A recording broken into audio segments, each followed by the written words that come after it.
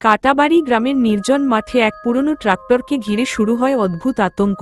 বছরের পর বছর পড়ে থাকা সেই যন্ত্র হঠাৎ এক রাতে নিজে নিজে চালু হয়ে যায়। ড্রাইভার নেই, তবুও হেডলাইট জ্বলে ওঠে, ইঞ্জিন গর্জে ওঠে, আর ধানক্ষেতের মাঝ দিয়ে অদৃশ্য শক্তির মতো ছুটে চলে। গ্রামের মানুষ প্রথমে বিশ্বাস করতে চায় না, কিন্তু ধীরে ধীরে স্পষ্ট হয় এটি শুধু যন্ত্রের বিকলতা নয়, বরং অতীতের অন্যায় আর অসমাপ্ত আত্মার ডাক।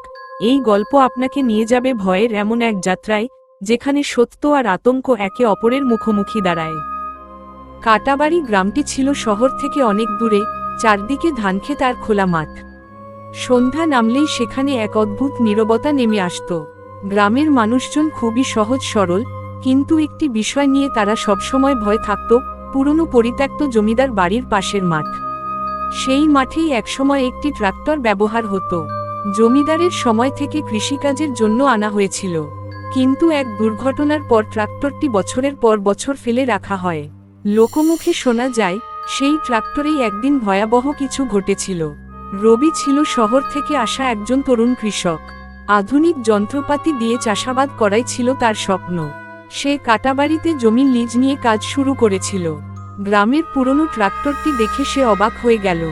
এটা তো এখনো ব্যবহার করা যায়, সে বলল। গ্রামের বৃদ্ধ কালিদা তাকে সাবধান করলেন, ও ট্রাক্টরের কাছে যেও না বাবা, ওটা ভালো না। রবি হাসল। ভূতটু তো সে বিশ্বাস করত না। সেই সিদ্ধান্ত নিল ট্রাক্টরটি সারাই করে কাজে লাগাবে।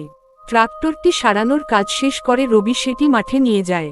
সন্ধ্যার আগে সব কাজ শেষ করে বাড়ি ফিরে আসে, কিন্তু রাতে হঠাৎ করে তার ফোনে কল আসে। গ্রামের একজন চাষি আতঙ্কিত কণ্ঠে বলে, তোমার ট্রাক্টরটা নিজে নিজে চলছে। রবি প্রথমে ভাবল মজা করছে কেউ, কিন্তু যখন সে বাইরে তাকালো, তার ঘরের জানালা দিয়ে দূরে মাঠের দিকে তাকিয়ে দেখল ট্রাক্টরে হেডলাইট জ্বলছে, কেউ নেই চালকের আসনে, তবুও ট্রাক্টর ধীরে ধীরে চলতে শুরু করেছে। রবি দৌড়ে বাইরে বেরিয়ে গেল। মাঠে গিয়ে সে অবাক হয়ে দেখল ট্রাক্টরটি একা একা ধানক্ষেতের ভেতর ঘুরছে। স্টিয়ারিং ঘুরছে নিজে নিজে। রবি ট্রাক্টরের কাছে যাওয়ার সাহস পেল না, কিন্তু সে লক্ষ্য করল মাটিতে চাকার ছাপ স্পষ্ট, যেন কেউ দক্ষতার সঙ্গে চালাচ্ছে। হঠাৎ ট্রাক্টরটি থেমে গেল, ইঞ্জিন বন্ধ, নীরবতা, কিন্তু কিছু একটা যেন ট্রাক্টরের ভেতরে নড়াচড়া করছে। রবি ধীরে ধীরে এগিয়ে গেল। ড্রাইভারের সিট ফাঁকা। হঠাৎ তার কানে ফিসফিস শব্দ, আমার জমি, আমার ট্রাক্টর। রবি পেছনে ফিরে তাকালো, কেউ নেই। পরদিন গ্রামে আলোচনা শুরু হলো। কালিদা রবিকে ডেকে বললেন, বছর 20 আগে এক তরুণ ট্রাক্টর চালক এখানে কাজ করত। সে জমিদারের অত্যাচারে অতিষ্ঠ হয়ে আত্মহত্যা করে। তখন থেকেই ট্রাক্টরটি অদ্ভুত আচরণ করে। রবি প্রথমে বিশ্বাস করেনি, কিন্তু সেই রাতে আবার ট্রাক্টর চালু হলো, এবার আরও জোরে। ট্রাক্টরটি মাঠ থেকে উঠে গ্রামের রাস্তা ধরে চলতে শুরু করল। গ্রামের কুকুরগুলো অস্বাভাবিকভাবে চিৎকার করতে লাগলো। মানুষজন দরজা বন্ধ করে লাইট নিভিয়ে দিল। রবি সাহস করে ট্রাক্টরের সামনে দাঁড়ালো। তুমি যাই হও, থামো। হঠাৎ ট্রাক্টর নিজে নিজে তার দিকে এগিয়ে আসতে লাগলো, কিন্তু আশ্চর্যভাবে সেটি তাকে আঘাত না করে পাশ কাটিয়ে গেল। ট্রাক্টরের পেছনে ধুলো উঠতে উঠতে একটি ছায়া দেখা গেল। একটি অদৃশ্য মানুষ যেন স্টিয়ারিং ধরে আছে, তার চোখ দুটো জ্বলজ্বল করছে। রবি জমিদার বাড়ির ধ্বংসাবশেষে খোঁজ নিতে গেল। পুরনো রেকর্ড খুঁজে পেল। সেখানে লেখা ছিল ট্রাক্টর চালককে জমির মালিকানা নিয়ে মিথ্যা অভিযোগে ফাঁসানো হয়েছিল। সে অপমান সহ্য করতে না পেরে ট্রাক্টরের নিচে দাঁড়িয়ে নিজের জীবন শেষ করে। তার মৃত্যুর ঠিক পর থেকেই ট্রাক্টরটি একা চলতে শুরু করে। রবি বুঝতে পারল এটা প্রতিশোধ নয়, বরং অসমাপ্ত আত্মার যন্ত্রণা। রবি সিদ্ধান্ত নিল ট্রাক্টরটি পবিত্র করবে। গ্রামের মন্দির থেকে পুজোর সামগ্রী এনে সে মাঠে গেল। মন্ত্র পড়া শুরু করল। হঠাৎ ট্রাক্টরটি জোরে কাঁপতে লাগল, মাটি কেঁপে উঠল, ইঞ্জিন নিজে নিজে স্টার্ট হল। তীব্র আলো চারদিকে ছড়িয়ে পড়ল। হঠাৎ একটি গভীর কণ্ঠ শোনা গেল, আমার বিচার চাও। রবি কাঁপতে কাঁপতে বলল, তোমার সত্যি আমি সবার সামনে আনব। ঠিক তখনই ট্রাক্টর হঠাৎ থেমে গেল।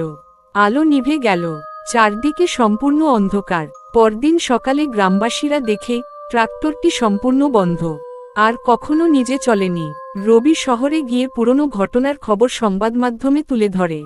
জমিদার পরিবারের অন্যায় প্রকাশ পায়। গল্পটি ছড়িয়ে পড়ে, কিন্তু আজও কাটাবাড়ির সেই মাঠে রাতে গেলে অনেকে বলে চাঁদের আলোয় ট্রাক্টরে ছায়া নড়ে ওঠে। আর কখনো কখনো শোনা যায় ইঞ্জিনের মৃদু শব্দ, যেন কেউ এখনো অপেক্ষা করছে। ট্রাক্টর বন্ধ হওয়ার পর কাটাবাড়ি গ্রামে কয়েকদিন শান্তি ছিল। মানুষজন স্বস্তির নিঃশ্বাস ফেলেছিল। রবি ভেবেছিল সমস্যার সমাধান হয়ে গেছে, কিন্তু চতুর্থ রাতে আবার শুরু হলো অদ্ভুত ঘটনা। মধ্যরাতে হঠাৎ গ্রামের কুকুরগুলো একসঙ্গে চিৎকার করতে লাগলো। বিদ্যুৎ ছিল না, শুধু চাঁদের আলো। রবি ঘুম ভেঙে বাইরে তাকাতেই তার হৃদয় থমকে গেল। মাঠের দিকে তাকিয়ে সে দেখল ট্রাক্টরে হেডলাইট আবার জ্বলছে, কিন্তু এবার সেটি একা নয়। ট্রাক্টরে পেছনে ধীরে ধীরে ধুলো থেকে একটি মানবসদৃশ ছায়া তৈরি হচ্ছে। রবি সাহস করে মাঠের দিকে এগিয়ে গেল। যতই কাছে যায়, ততই শীতল বাতাস তার শরীর কাঁপিয়ে দেয়। ট্রাক্টরের সামনে দাঁড়িয়ে সে দেখতে পেল ড্রাইভারের সিটে এবার একটি অস্পষ্ট অবয়ব বসে আছে। মাথা নিচু, চোখ দুটো জ্বলছে লাল রঙে। হঠাৎ অবয়বটি মাথা তুলে তাকালো। রবির চোখে চোখ পড়তেই চারপাশের শব্দ বন্ধ হয়ে গেল। এক সেকেন্ডের জন্য পৃথিবী যেন থেমে গেল। তারপর হঠাৎ ট্রাক্টরটি জোরে চালু হয়ে গেল। ট্রাক্টর এবার শুধু মাঠে ঘুরল না, সে গ্রাম পেরিয়ে প্রধান রাস্তা ধরে চলতে শুরু করল। মানুষের দরজায় ধাক্কা, জানালার কাঁপুনি, সব যেন তার চলার সাথে মিলিয়ে। গ্রামের এক বৃদ্ধা জানালা দিয়ে দেখেন ট্রাক্টরে পেছনে একজন মানুষের ছায়া হাঁটছে, কিন্তু তার পা নেই। রবি বুঝল এটা শুধু আত্মা নয়, কিছু অসমাপ্ত কাজ বাকি আছে। সে আবার পুরনো জমিদার বাড়িতে গেল। ধ্বংসস্তূপের নিচে খুঁজতে খুঁজতে একটি লোহার বাক্স পেল। ভেতরে একটি ডায়েরি, সেখানে লেখা ছিল সেই মৃত ট্রাক্টর চালকের কথা। ডায়েরির শেষ পাতায় লেখা, যে জমিতে অন্যায় হয়েছে সেই জমি কখনো শান্তি পাবে না। রবি বুঝল ট্রাক্টরটি আসলে সেই জমির প্রতীক। যতদিন অন্যায়ের স্মৃতি থাকবে, ততদিন সেটি শান্ত হবে না। রবি সিদ্ধান্ত নিল পুরো জমিটি গ্রামের দরিদ্র চাষিদের মধ্যে ভাগ করে দেবে। পরের দিন গ্রামসভা ডেকে সে সব কাগজপত্র সবার সামনে উপস্থাপন করল। জমিটি আনুষ্ঠানিকভাবে ন্যায়সঙ্গতভাবে বণ্টন করা হলো। সেই রাতেই আবার ট্রাক্টর মাঠে দাঁড়িয়েছিল, কিন্তু এবার হেডলাইট জ্বলল একবার, ধীরে ধীরে নিভে গেল। ইঞ্জিন বন্ধ, কোনো শব্দ নেই। মধ্যরাতে রবি একা মাঠে গেল। ট্রাক্টরের সামনে দাঁড়িয়ে বলল, তোমার কাজ শেষ, এবার শান্ত হও। হঠাৎ বাতাস থেমে গেল। ট্রাক্টরে চারপাশে একটি হালকা সাদা আলো দেখা গেল। অদৃশ্য কণ্ঠ এবার শান্তভাবে বলল, ধন্যবাদ। তারপর ট্রাক্টরের সিট থেকে ধোয়ার মতো একটি ছায়া উঠে আকাশে মিলিয়ে গেল। ট্রাক্টরে আত্মা বিদায় নিয়েছে বলে সবাই বিশ্বাস করছে।